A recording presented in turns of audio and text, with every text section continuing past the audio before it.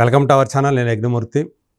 డాకు మహారాజ్ జనవరి 12న సంక్రాంతి సంబరాన్ని మనకు తెచ్చేందుకు రెడీ అవుతున్నారు నటసింహం నందమూరి బాలకృష్ణ.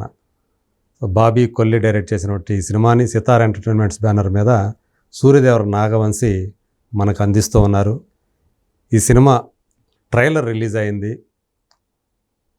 చాలా ఇంటెన్స్ ఎమోషన్స్ తోటి అలాగే ఇంటెన్స్ యాక్షన్ తోటి ఈ సినిమా మన ముందుకు రాబోతున్నది అనేది ఆ ట్రైలర్ని బట్టి మనకు అర్థమవుతున్నటువంటి విషయం.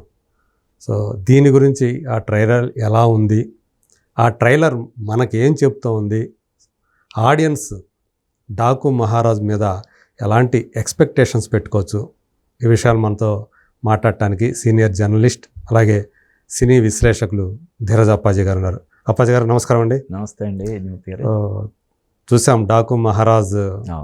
సో 24 అవర్స్లో మోర్ దెన్ 10 మిలియన్స్ వ్యూస్ సాధించింది. 10 మిలియన్స్ ఇంకా ముందుకు వెళ్తా ఉంది.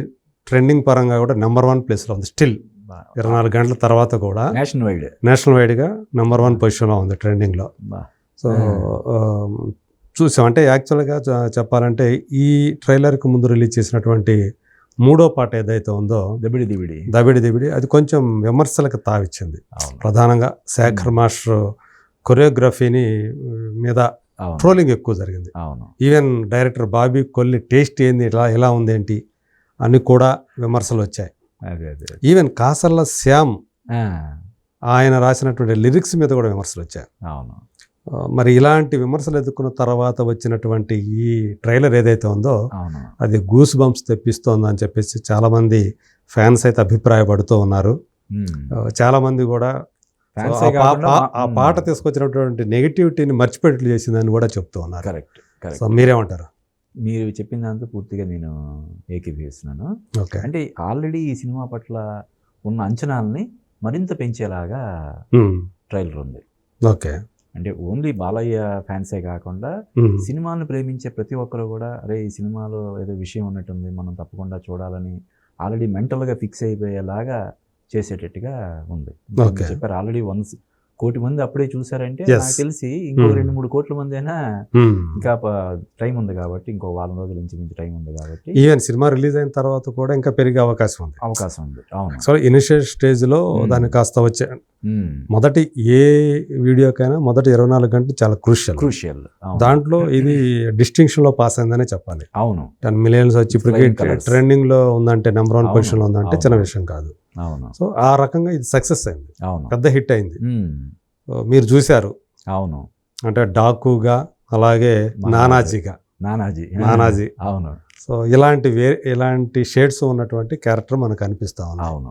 ఒక పాపకు వచ్చేటప్పటికి నానాజీ, అదే బయట జనాలకు వచ్చేటప్పటికి ఒక డాకు. అవును. ముఖ్యంగా ముందే ఇచ్చాడు ట్రైలర్ లోనే డాకు మహారాజ్ అనే టైటిల్ జస్టిఫికేషన్ జరిగిపోయింది. ఆ ట్రైలర్ లోనే జరిగిపోయింది మనకు అనిపిస్తుంది. అవును. ఆయన చూస్తే ఆయన ఆహార్యం కానీ ఎలా ఉంది, ఏమనిపిస్తుంది మీకు? బాలయ్య చూస్తే చాలా ఇంటెన్సిటీ ఉందని అనిపిస్తుంది. ఓన్లీ ఆయన డైలాగ్ డెలివరీ కావచ్చు, గెటప్ కావచ్చు, ఓవరాల్గా ట్రైలర్ డిజైన్ చేసిన ఇది టోటల్గా అంటే ఒక సంక్రాంతికి ఏవైతే ఆశిస్తారో చిన్న హ్యూమరు, సెంటిమెంటు అన్నీ అందులో మిళితం చేసినట్టుగా ఇప్పుడు ఆ నానాజీ అనే డైలాగ్లో చిన్న హ్యూమర్ ఇలాగా ఒక కంపాక్ట్ దీని కింద అద్భుతంగా డిజైన్ చేసినట్టు నాకు అనిపించింది. మీరు అన్నట్టు ఏదైతే దబిడి సాంగ్తో చిన్న నెగిటివిటీ దాన్ని పూర్తిగా పటాపంచలు చేసేసింది. అదే కాకపోతే మామూలుగా ఆయన సినిమాలు మనం చూసాం, వీళ్ళు పలానా వాళ్ళు హీరోయిన్ అన్నట్లుగా ఈ సినిమాలో అలాంటిది కనిపించినట్లేదు. ఇప్పుడు అందులో చూస్తే మనం ప్రజ్ఞా జైస్వాల్ కనపడింది, శ్రద్ధా శ్రీనాథ్ కనిపించింది, అలాగే ఆమె ఉర్వశి రౌతేలా ఉంది. మామూలుగా కేవలం ఐటమ్ గాళ్ళుగానే కాకుండా క్యారెక్టర్ కూడా చేసింది అనేది చెప్పాడు బాబీ. అవును. అట్లాగే అమ్మాయి చాందిని చౌదరి కూడా కనిపించింది. నలుగురు అంటే చాందిని చౌదరిది ఇది ఒక క్యారెక్టర్ లాగా, మరి అది సిస్టర్ క్యారెక్టరా ఏంటి అనేది మన సినిమాలో చూడాలి. మరి సో చాలా పెయిన్ ఉన్న క్యారెక్టర్ చాందిని చౌదరిది మనకి కనిపించింది. బాబీ డియాల్ వెళ్ళండి. సో మనిషిని చూస్తేనే బీభత్సంగా ఉంటాడు. అవును. అతని విలనిజం అంటే అతను చూస్తే ఇందులో చాలా మనకు కనిపించినటువంటి అకృత్యాలు కానివ్వండి, దహనాలు కానివ్వండి, అదే మారణ హోమాలు, ఇవన్నీ దీంట్లో కనిపిస్తూ ఉన్నాయి. ఇదంతా కూడా దీని వెనక ఉంది బాబీ డియోల్ అనే ఉంది. సో బాలకృష్ణ బాబీ డియోల్ ఎదురెదురుగా ఉంటే సో ఎలా ఉంటుంది ఆ స్క్రీన్ అనేది? అసలు ఒక రేంజ్లో ఉంటుంది. అంటే రాజమౌళి జనరల్గా చెప్తుంటాడు, ప్రతి నాయకుడి పాత్ర ఎంత అద్భుతంగా ఉంటే, అద్భుతం అంటే ఇది కొంచెం క్రూయాలిటీ అనేది ఎంత స్ట్రాంగ్గా ఉంటే ఈ నాయకుడు అనేవాడు అంత ఎలివేట్ అవుతాడు కదా. అవును. దానివల్ల ఈ క్యారెక్టర్ చూస్తే ఆ క్రూయాలిటీ ఇదంతా మనకి అంటే జనాలే అనిపించాలి, ఇటువంటి వాడిని అంచడానికి ఒకటి రావాలి అనే ఒక ఇది ఆడియన్స్లో కలిగినప్పుడు అది ఆటోమేటిక్గా డెఫినెట్గా సక్సెస్ అవుతుంది. అదే ప్లస్ మనం యానిమల్ సినిమాలో చూసాం వాడి క్రూయాలిటీ మామూలుగా ఉండదు. అంటే ఈ సినిమాతోటి బాలయ్య హిందీ మార్కెట్లో కూడా హల్చల్ చేసే అవకాశం ఉందని నాకు అనిపిస్తుంది. ఓకే, ఆ అంశాలన్నీ పుష్కలంగా ఉన్నాయి ఇందులో. సో బాలయ్య కూడా పాన్ ఇండియాకి వెళ్తాడని అవడానికి అవకాశం ఉంది ఇప్పుడు. ఎందుకంటే ఇప్పుడు గద్దర్ 2 సినిమాతోటి మనం చూసాం ఆ ఏ రేంజ్లో సక్సెస్ కొట్టాడు. అవును కదా, వాళ్ళ అన్న సన్నీ డియోల్. కాబట్టి అంటే ఈ తరహా సినిమాలకి బ్రహ్మరథం పడుతున్నారు నార్త్ ఇండియాలో. ఇప్పుడు ఎలాగో బాలయ్య మనది 2 రాష్ట్రాల్లో విపరీతమైనటువంటి ఫ్యాన్ ఫాలోయింగ్ ఉంది. ఇక్కడ అక్కడ ఇప్పుడు మనం రీసెంట్గా మార్కో అనే ఒక సినిమా వచ్చింది Malayalam, the most violent film, అటువంటిది అక్కడ హిందీలో తెగాడేస్తుంది. అవును, చాలా పెద్ద హిట్. మలయాళంలో జనరల్గా కొంచెం సెన్సిబుల్ మూవీస్కి ఎక్కువ ఇష్టపడతారు అనే టాక్ ఉంది. అక్కడ కూడా హిట్, మలయాళంలో హిట్. ఇక్కడ తెలుగులో ఓన్లీ హిందీ వెర్షన్లోనే బాగా కలెక్ట్ చేసింది, తెలుగులో కూడా దాన్ని డబ్బింగ్ చేసి రిలీజ్ చేశారు. రిజల్ట్ బాగానే ఉంది.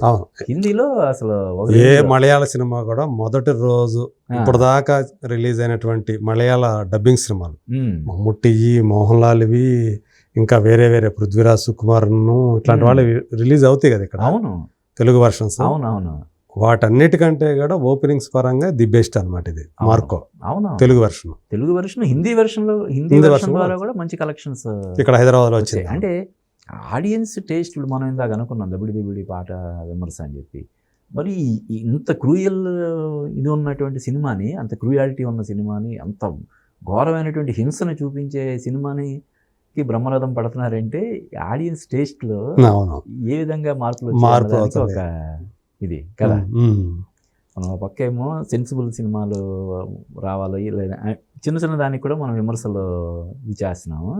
ఇంకో పక్క అసలు అత్యంత హింసాత్మకమైనటువంటి సినిమాలకి జనాలు బ్రహ్మరథం పడుతున్నారు. అంటే ఇప్పుడు మాస్ పాకెట్స్ ఎక్కువగా కూడా నార్త్లో ఉన్నటువంటివి, వాళ్ళు ఏవి ఎంజాయ్ చేయాలి, ఈ అర్బన్ సెంట్రిక్ చూసి వాడు విసులుగా వచ్చేసింది, ఇది మంద కాదన్నట్టుగా ఫీల్ అవుతున్నారు వాళ్ళు. అంటే పప్పన్నం తిని బోరు కొట్టి ఒక్కసారి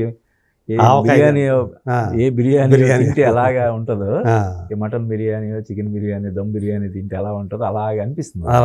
అదే, సో అందుగురించి పుష్ప లాంటి సినిమా ఆ విధంగా హిందీ బెల్ట్లో మొత్తం రికార్డులన్నీ బదులు కొట్టేసింది మొత్తం.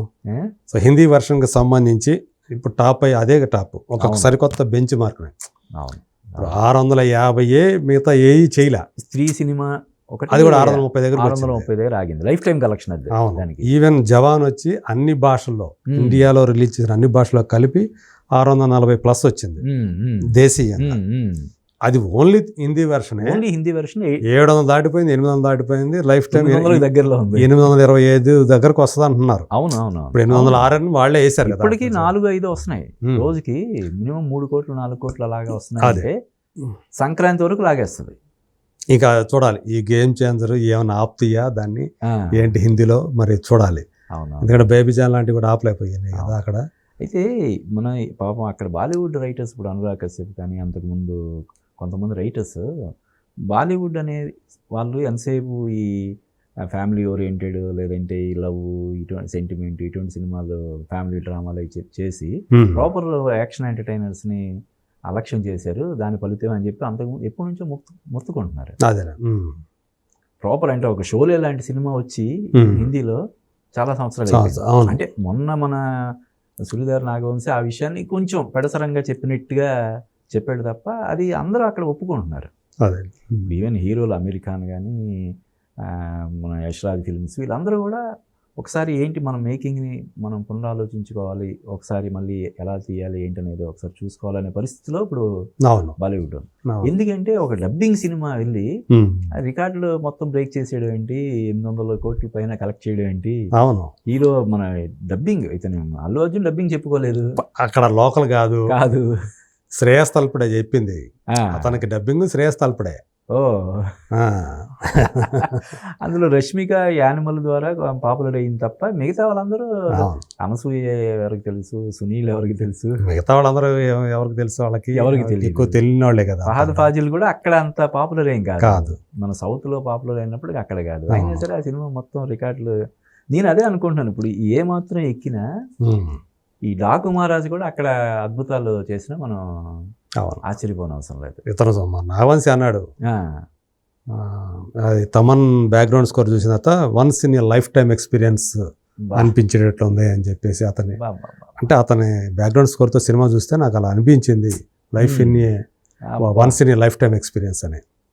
సో అంతగా అలాగే ఉన్నాయి ట్రైలర్లో విజువల్స్ కానీ బ్యాక్గ్రౌండ్ స్కోర్ అదే అలాగే ఉన్నాయి. అంటే తమన్ ఇప్పుడు బాలకృష్ణకి వీరాభిమాని అయిపోయాడు, వరుసగా 6 సినిమాలు అనుకుంటా. అవును, అఖండ అతనే, అన్ని అతనే తనే చేస్తున్నాడు. అందువల్ల అభిమానం అనేది కూడా ఈ రిఫ్లెక్ట్ అయ్యేలాగా ఉంది. సో ఈ అంటే ఈ ట్రైలర్ చూస్తే మాత్రం ఈ సినిమా పట్ల ఇప్పటికే ఉన్న, ఇందాక నేను చెప్పినట్టు ఇప్పటికే ఉన్న అంచనాలు రెట్టింపు అయ్యేలాగా ట్రైలర్ ఉందని మనం ఖచ్చితంగా చెప్పొచ్చు. ఓకే అండి, థ్యాంక్ యూ. Thank you.